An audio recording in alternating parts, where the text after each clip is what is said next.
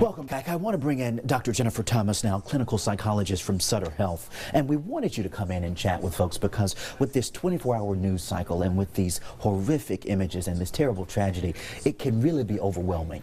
It absolutely can be. So for a lot of people, you know, they get kind of hooked to watching the news or looking at their news feeds on Twitter, watching their internet, and that can actually be detrimental at times if they're getting too attached to it and they're starting to feel an emotional response. You need to take a step back, you're saying, at some Absolutely, absolutely. That's time, you know, when that emotional response starts getting triggered, it may be time to take a step back, and also a time to maybe start talking with family members or friends about how you're feeling. And tell us how we do that. What are some coping mechanisms with stuff like this?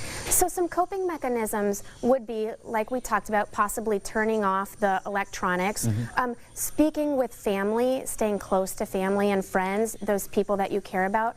Also, exercising or doing the things you love to do to kind of get your mind off of those things for a while. Now, if you were someone who is actually experiencing PTSD, it's important to be addressing those PTSD symptoms in therapy or in treatment and not always turning that off.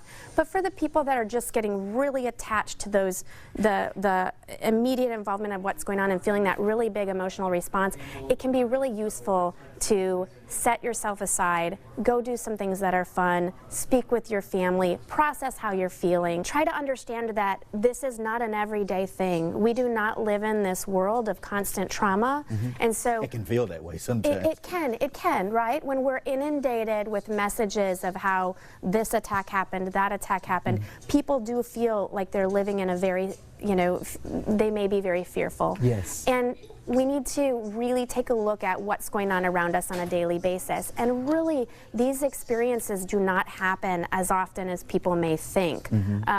So staying connected with friends, staying connected with family, doing the things you enjoy, doing the things you love.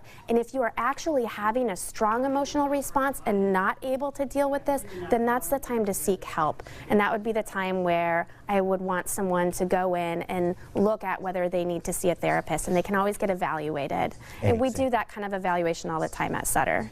Dr. Jennifer Thomas, we thank you so very much for making time for us. We will have you again for our Facebook Live conversations throughout the evening. All right, thank you.